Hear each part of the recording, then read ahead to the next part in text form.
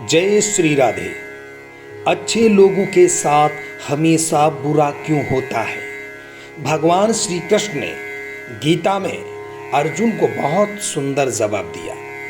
जैसा कि आप जानते होंगे कि आपने देखा होगा कि लोग अच्छा करते हैं, अच्छा करने के बाद भी उनके साथ बुरा होता है।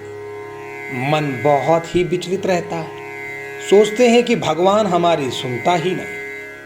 आखिर बुरे लोगों के साथ अच्छा क्यों होता है और अच्छों के साथ बुरा क्यों होता है? जो लोग भगवान में आस्था रखते हैं, भगवान की पूजा पाठ करते हैं, लेकिन उसके बावजूद भी उनके साथ गलत क्यों होता है?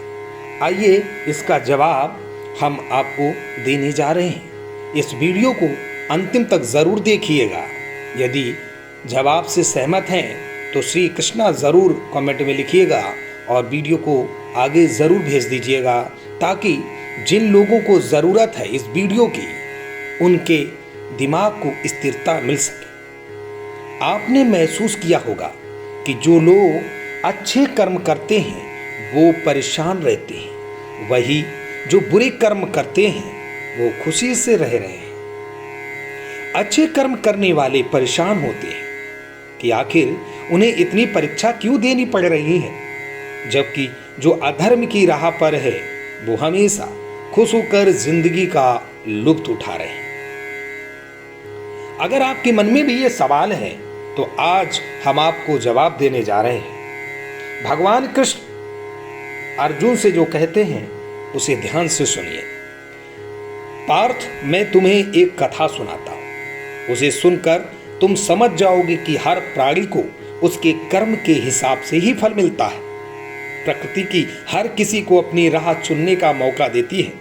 अब वो मनुष्य की इच्छा पर निर्भर करता है कि उसे धर्म की राह चुननी है या अधर्म की। कथा शुरू करते ही श्री कृष्ण ने कहा कि एक नगर में दो पुरुष रहा करते थे। एक पुरुष व्यापारी था जिसके जीवन में धर्म की बहुत महत्ता थी।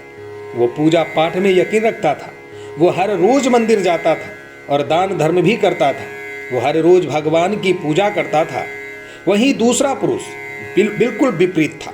वो हर रोज मंदिर तो जाता था, लेकिन पूजा करने की बजाय बल्कि मंदिर के बाहर जूते चप्पल चुराने जाता था। दान और धर्म से कोई लेना देना नहीं था। समय बीतता गया। एक दिन बहुत जोर से बारिश हो रही थी, जिस वजह से मंदिर में पुजारी के अलावा कोई नहीं था। ये बात जब दूसरे पुरुष को पता चली तो उसने कहा कि ये मौका तो सही है, मंदिर का धन चुराने का। पंडित से नजर बचाकर उसने मंदिर का सारा धन चुरा लिया। उसी समय धर्म कर्म में विश्वास रखने वाला व्यक्ति मंदिर पहुंचा। दुर्भाग्य से मंदिर के पुजारी ने उसे ही चोर समझ लिया और चिल्लाने लगे। वहां लोग एकत्र हो गए। बहुत मारा पीटा। किसी तरह से वो बचते बचाते वहां से निकला, लेकिन दुर्भाग्य ने उसका साथ नहीं छोड़ा। मंदिर के बाहर वो एक गाड़ी से टकरा गया और घायल हो गया। फिर वो व्यापारी लंगड़ाते हुए घर जाने लगा तो रास्ते में उसकी मुलाकात उस पुरुष से हुई जिसने मंदिर से धन चुराया था। उसने कहा, आज तो मेरी किस्मत चमक गई, इतना सारा धन मिल गया है। ये सब देखकर उसे बुरा लगा। उसने अपने घर में भगवान की सारी तस्वीरें निकाल दी।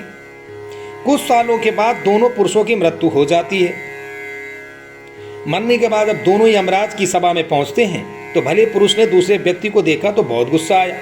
उसने क्रोधित होकर यमराज से पूछ ही लिया, मैं तो हमेशा अच्छे कर्म करता था, दान में विश्वास रखता था, उसके बदले जीवन भर मुझे अपमान और दर्द ही मिला। इस व्यक्ति को नोटों से भरी पोटली, आखिर ऐसा भेदभाव क्यों? इस पर यमराज ने कहा, पुत्र तुम गलत समझ रहे हो। जिस दिन तुम्हारी गाड़ी से टक्कर हुई थी वो दिन तुम्हारे जीवन का आखिरी दिन था, परंतु तुम्हारे अच्छे कर्मों की वजह से तुम्हारी मौत सिर्फ एक छोटी सी चोट में बदल गई। तुम इस दुष्ट व्यक्ति के बारे में जानना चाहते हो। इसके जीवन में राजयोग लिखा था, लेकिन एक अधर्म के राह पर चलकर ये एक छोटी सी पोटली में ही रह गया। भगवान कृष्ण कहते हैं कि यदि आप कर्म अच्छा करते हैं तो हम जरूर आप पर ध्यान देते हैं। हम किसी भी रूप में आकर देते हैं, हम कैसे भी आकर देते हैं। ये आप पर निर्भर करता है कि आप अच्छे राह पे चलना चाहते हैं या बुरी राह पर, क्योंकि बुरी राह पर चलने वाला व्यक्ति कुछ वक्त के लिए ही अच्छा हो सकता है, धन कमा सकता है, लेकिन अच्छी राह पर चलने वाला व्यक्ति परेशान तो हो सकता है लेकिन कभी पराजित नहीं हो सकता। भगवान कृष्ण ने बहुत ही आसानी से अर्जुन को अपना ये उपदेश दिया। अर्जुन को इसका जवाब भी मिल गया है। मैं उम्मीद करता हूँ कि आपको भी ये जवाब मिल गया होगा। जो लोग नास्तिक हैं, जिनके मन में ये सवाल चलता है कि भगवान इस दुनिया में नहीं है, भगवान किसी भी रूप में आकर आपकी कब मदद करेंगे, इसका कोई समय सीमा नहीं होता। तो आज मैं उम्मीद के साथ कह सकता हूं कि ये वीडियो आपको पसंद आया होगा। मैं अनु त्रिपाठी, उत्तर प्रदेश, लखनऊ। रेत गाड़ी अड़ी मो पे विपदा परी बंसी वाले, सांवरिया शरण है तुम्हारे। रेत गाड़ी अड़ी मो पे विपदा परी बंसी वाले, सांवरिया शरण हम